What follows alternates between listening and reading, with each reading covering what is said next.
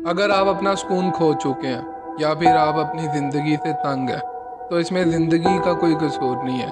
इसमें कसूर आपका है कि आप ज़िंदगी के एक अच्छे शागिर्द बन के नहीं रहे। आपने ज़िंदगी के वो सबक सीखने की कोशिश ही नहीं की जो उसने हर लम्हे हर दिन आपको सिखाने की कोशिश की।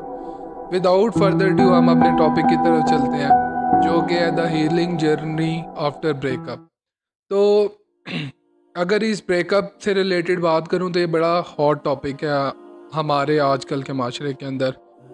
इसके पीछे की वजूहत क्या है उस पर हम बात नहीं करेंगे। हम आज इस चीज़ के ऊपर बात करेंगे कि अगर एक शख्स इस ब्रेकअप वाले उस पार्ट से होकर गुज़र चुका है, तो अब उसकी ज़िंदगी के अंदर आने वाली जो उसको इश्यूज फेस करने पड़े हैं, उन सारी चीज़ों के अंदर वो अपने आप को किस तरह लेके चले ताकि उसको उसकी आने वाली ज़िंदगी या जो उसका ज़िंदगी का अगला पार्ट है उसके अंदर ये सारी चीज़ें अफेक्ट ना करें।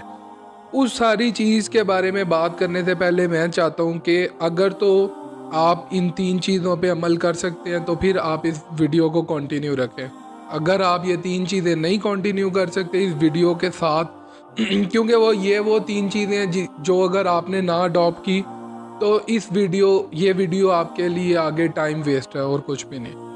तो जो 3 चीज़ें हैं वो ये हैं कि आज अगर आप ये वीडियो देख रहे हैं, मेरी बात सुन रहे हैं, तो फिर आपको अपने आप से सच बोलना है। अपने आप का वो जो सच है उसको फेस करना है। मैं हमेशा से ये बात करता हूँ कि इंसान किसी को भी धोखा दे सकता है, बट वो अपने आप को धोखा नहीं दे सकता, अपने आप से झूठ नहीं बोल सकता।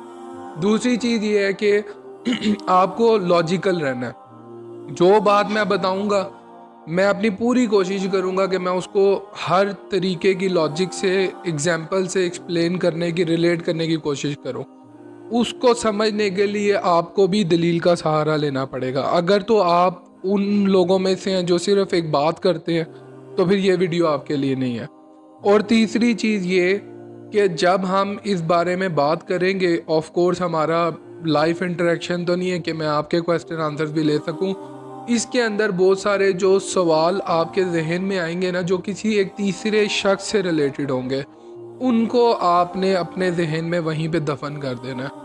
क्योंकि आप किसी भी तीसरे शख्स के एंड से बात नहीं कर सकते, ना उसके एंड से कोई सवाल कर सकते हैं, ना उसके एंड से कोई जवाब दे सकते हैं। तो क्योंकि ये मसला आपका है, आप उस सारी कश्मकश से गुजर रहे हैं, आप बेसुकून हैं, आपकी ज़िंदगी, आपका फ्यूचर, ये सब चीज़ें स्टेक पे लगी हुई हैं, तो हम आपसे बात करेंगे।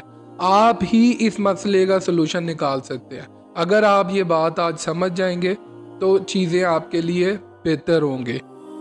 इसके अंदर हम स्टार्ट करते हैं। सबसे पहले तो क्या ये जो चीज़ें जो मैं उस शख्स के अंदर काउंट करा रहा हूँ, ये क्या मुझे किसी और शख्स में नहीं मिल सकती? इस तरह तो नहीं मैं कह सकता ना कि ये दुनिया का वो वाहिद एक शख्स था कि जिसके अंदर ये चीज़ पाई जाती थी। इस चीज़ को, इस बात को ना करने के पीछे भी रीज़न है, और वही लॉजिक है कि जिस एफर्ट के साथ, जिस टाइम के साथ और जिस एनर्जी के साथ मैंने उस शख्स को चाहा होगा, जिसकी वजह से मैंने ये चीज़ें हाईलाइट की कि उसके अंदर ये चीज़ें अच्छी हैं, अब वो सारी एनर्जी, वो सारी एफर्ट, वो सारी चीज़ें मैं और कितने ही लोगों में पुट कर सकता हूँ।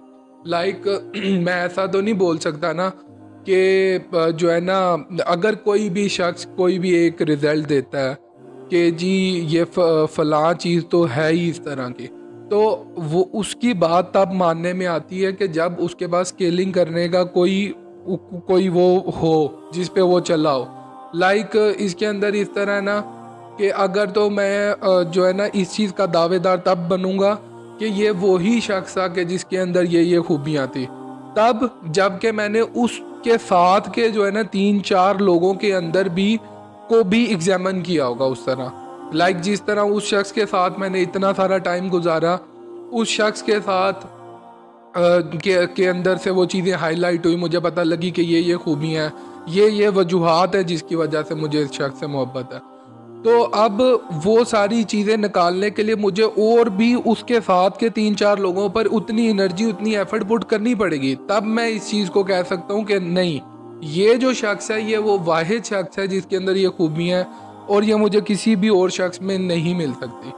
तो अब ये बात तो इंसान तब करे ना जब वो एक ही आग के दरिया पर दो दो तीन तीन बारी चलने की हिम्मत रखता हो। बट इंसान की इतनी इतनी इंसान की कुव्वत है ही नहीं कि वो एक ही आग के दरिया पर बार बार चले, कि जिसके बाद वो ये क्लेम कर सके कि नहीं, वो ही एक शख्स था जो इतना परफेक्ट था जिसके अंदर ये चीज़ें मुझे मिलती थी।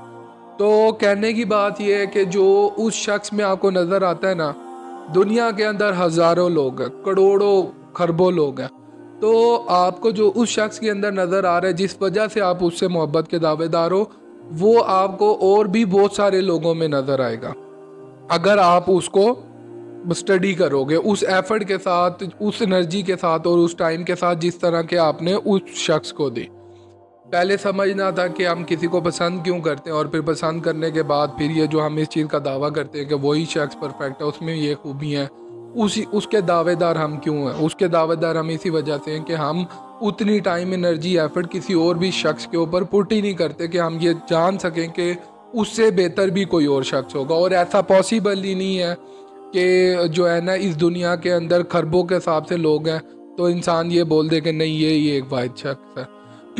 अच्छा, तो अब जब यहाँ तक बात समझ लग गई है ना, तो इसके बाद हम इस चीज़ के ऊपर बात करेंगे कि भाई मोहब्बत है क्या असल में।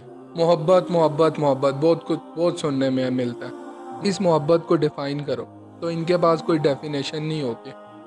ये उस मोहब्बत की डेफिनेशन के अंदर बहुत सारी वो चीज़ें इंक्लूड करेंगे जो जिनकी आगे से आगे अपनी अपनी एक डेफिनेशन है। तो जहाँ तक बात है डेफिनेशन से रिलेटेड, तो उसमें भी ऑफ कोर्स एक डेफिनेशन किसी भी चीज़ की को वो उस तरह डिफ़ाइन नहीं कर सकती लाइक हम बोलें कि जी ये कंक्रीट है, बस ये आखिरी डेफिनेशन है इस चीज़ की। वो एक अलग डिबेट है। अभी हम इस बात पे बात करेंगे कि मोहब्बत को मैंने क्या समझा। मैंने मोहब्बत को सिर्फ़ और सिर्फ एक फ़ील समझा। ये उसी तरह की एक फ़ील है जिस तरह के खुशी है, जिस तरह के गम है। जिस तरह गम और खुशी कांस्टेंट नहीं है अपनी अपनी अपनी फितरत के अंदर, ज़्यादा देर वो नहीं ठहर सकते, इसी तरह मोहब्बत भी नहीं ठहरती। आपने ये देखा होगा कि मोहब्बत हमें अपने वालिदैन से भी हो जाती है, अपने बहन भाइयों से हो जाती है, हमें जानवरों से हो जाती है जिन्हें हम पेट रखते हैं घर में, या किसी भी रैंडम शख्स के ऊपर चलते फिरते हमारी नज़र पड़ती है, उसकी किसी एक अदा की वजह से हमें उससे मोहब्बत हो जाती है। तो मोहब्बत ये वो एक फ़ील है।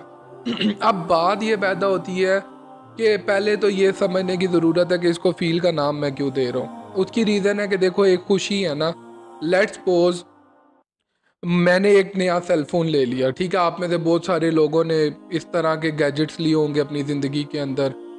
एक यंग बंदे के लिए यही होता है कि यार उसका ये फ़ोन आ गया, लैपटॉप आ गया, इस तरह की चीज़ें। तो जब वो लैपटॉप आया था, जब वो फ़ोन आया था, ऑफ कोर्स उसको लेने के लिए आपकी बहुत ज़्यादा एफर्ट होगी। फिर जब आपने ले लिया होगा तो उसकी खुशी आपने कितने दिन मना ली? लाइक घंटे, लाइक दिन। ये खुशी आपकी सालों सालों साल तो उस तरह नहीं रही। बस आ गया, ठीक है, उसके बाद फ़ौरन से आप स्विच हो गए, किसी नए गोल की तरफ देख रहे हो और उस चीज़ के अंदर अपनी खुशी ढूंढ रहे हो। तो इस वजह से ये खुशी, ये गम, ये कांस्टेंट नहीं है। अब बात ये है कि अब अगर ये वाली बात का मैं दावेदार हूँ तो फिर इसके पीछे मोहब्बत को अगर देखा जाए तो ये तो साथ चिपक जाती है इंसान के। अब ये क्यों चिपकती है? उसके चिपकने के पीछे रीज़न है, उसको हम खुद कैरी करते हैं। हम उसको खुद कैरी किस तरह करते हैं कि जिस तरह खुशी है। एक जो शख्स आपने सुना होगा, देखा होगा, जो ड्रग एडिक्ट होते हैं ख़ास तौर के ऊपर, वो लोग ये फील होती है सुकून की, खुशी की, इसको अपने साथ कैरी किस तरह करते हैं कि जब वो उस नशे की हालत में चले जाते हैं, जब वो ये चाहते हैं कि ये प्रोलॉन्ग करें, ये चीज़ हमारे साथ स्टिक रहे, इस चीज़ के अंदर हमारी खुशी है।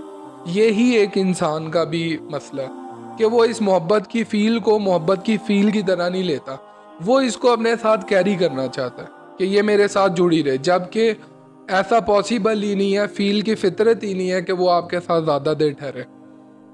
जो है ना, आदत नशे का दूसरा नाम है।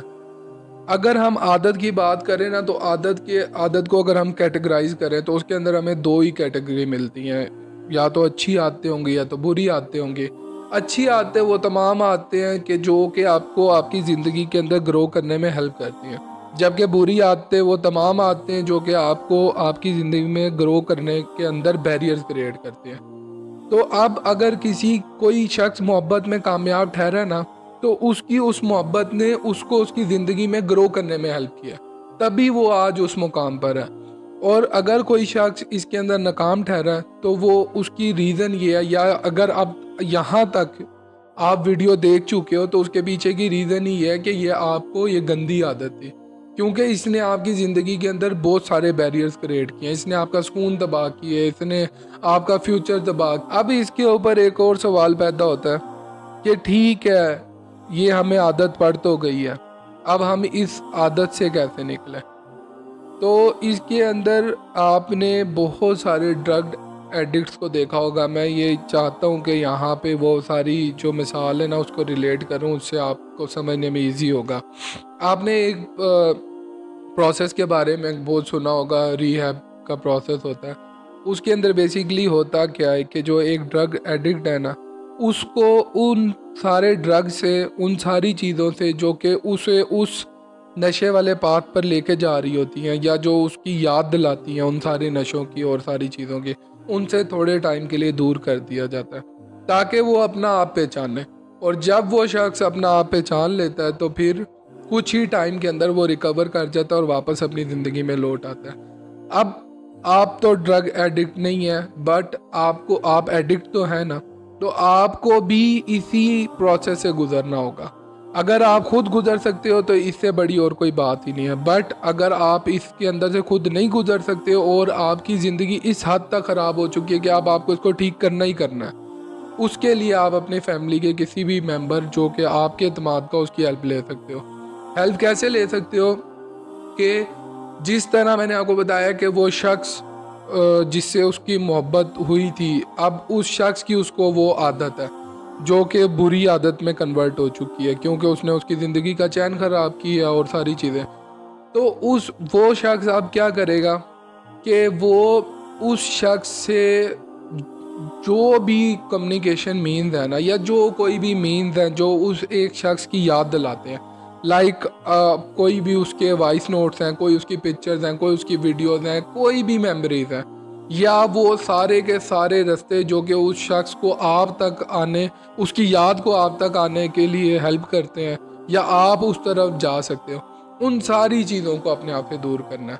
और इसके अंदर मैं हर चीज़ की बात कर रहा हूँ, चाहे वो आपका सोशल मीडिया हो जाए, चाहे वो आपका फ़ोन हो जाए, चाहे आपका नंबर, कुछ भी, वो जो सारी चीज़ें जो कि उस शख्स को एक्सेस दे सकती हैं कि वो आपकी ज़िंदगी के अंदर दोबारा आए, उन सारी चीज़ों को आपको अपने आप से दूर करना है। ये तभी पॉसिबल होगा। और मैं ये बता दूं कि ये प्रोसेस कोई बहुत ज़्यादा टाइम का नहीं है, ये थोड़े से टाइम की बात होगी। अगर आप अपनी ज़िंदगी को वाकई वैल्यू देते हो, अगर आप अपने फ्यूचर के बारे में वाकई में सीरियस हो, और अगर आप ये सोचते हो कि जिन लोगों ने मुझे इस शख्स से ज़्यादा मोहब्बत दी, जिन लोगों ने मेरे साथ इतना ज़्यादा टाइम स्पेंड किया, मेरे ऊपर इतना कुछ अपना स्पेंड किया, उन लोगों के साथ अगर मैं गद्दारी नहीं करना चाहती या चाहता, या उन लोगों के साथ मैं गलत नहीं करना चाहता या चाहती, तो मुझे इस चीज़ को अडॉप्ट करना है। और ट्रस्ट मी, ये इजी है, क्योंकि उसके उस इजी कहने के पीछे मेरे पास लॉजिक्स हैं, और जो कि मैंने आपको अपनी कोशिश से देने की पूरी कोशिश किया। बट स्टिल, अगर आपका इससे रिलेटेड कोई भी क्वेश्चन हो, मैं वो क्वेश्चन का आंसर नहीं दूंगा जो ये बात कोई थर्ड पर्सन की बात होगी। अगर प्रॉब्लम ये आपके साथ है, जो आपसे रिलेटेड कोई भी क्वेश्चन है कि ये चीज़ है जो स्टिल अभी तक मुझे नहीं करने दे रही, इस चीज़ से निकलने दे रही, उसको मैं ज़रूर एड्रेस करूँगा। अगर आपको कोई प्राइवेसी से रिलेटेड इशू है तो आप मेरे पर्सनल इनबॉक्स में भी आके मैसेज कर सकते हैं, मैं ज़रूर कोशिश करूँगा कि आपको वहाँ पे एड्रेस करूँ। अच्छा, इसके अंदर जब हम उस सारे प्रोसेस से गुजरे होंगे ना, एक तो हमने उसकी जितनी भी मेमोरीज थी ना वो अपने आप से दूर कर दी। इसके अलावा जो हमने काम करना है वो ये है कि हमारी जितनी भी हॉबीज़ है ना, या जिन भी चीज़ों में हम इंटरेस्ट रखते हैं, उन सारी चीज़ों को हमने पेन डाउन करना है, और उस सारी लिस्ट को हमने एक्सरसाइज करना है उस पूरे टेन्योर के दौरान। और ये कोई पूरा, मैं थोड़ा लंबा कह रहा हूँ, बट ये इतना लंबा अरसा नहीं होगा, ये कुछ ही टाइम की बात होगी। कि अगर आपने उसमें अपने आप को उन सारी चीज़ों से दूर रखा और अपनी हॉबीज़ अपने इंटरेस्ट के अंदर आप रहे, तो आप कुछ ही टाइम के अंदर जो अपना खोया हुआ सुकून था वो वापस ले आओगे। इसके अंदर मेरी जितने भी देखने वाले सुनने वाले हैं उनसे एक रिक्वेस्ट है कि मैं ये समझता हूँ कि आजकल के दौर के अंदर या किसी भी दौर के अंदर किसी भी शख्स को उसका ज़हनी सुकून लौटा देना ना, ये सबसे बड़ा सदका जारिया। क्योंकि अगर आप एक शख्स को देखो ठीक कर देते हो ना, तो ऑफ कोर्स जब वो अपने पाथ पर वापस लौट कर आता है ना, तो वो कोई भी नेकी करता है, कोई अच्छा काम करता है, तो इनडायरेक्टली वो आपके उसमें भी जारी होती है, क्योंकि आपकी उस छोटी सी नॉलेज की वजह से उसने अपनी ज़िंदगी चेंज की होती है। तो मेरी आपसे ये रिक्वेस्ट है कि आप अपने आसपास जिनसे आप मोहब्बत करते हैं, जिन लोगों का आपके दिल में ज़रा सा भी ख्याल है, उन लोगों के साथ ये वीडियो ज़रूर शेयर करें जिनका आपको पता है कि वो इस तरह के किसी इशू में इन्वॉल्व थे या हैं जिनसे अब वो बाहर नहीं निकल पा रहे। तो ये आपके लिए, मेरे लिए, हम सब के लिए सदका जारिया बनेगा। इसी के साथ हम अपने इस टॉपिक को कंक्लूड करते हैं और इंशाल्लाह इस तरह की मज़ीद अच्छी वीडियोस लाते रहेंगे। इस चैनल को अगर आपने सब्सक्राइब नहीं किया तो काइंडली ज़रूर सब्सक्राइब करें, बेल आइकन को ज़रूर दबाएं ताकि जितनी भी लेटेस्ट आने वाली वीडियोस हैं उनके बारे में आपको नोटिफाई होते रहें। मिलते हैं अगली वीडियो में, तब तक के लिए अल्लाह हाफ़िज़।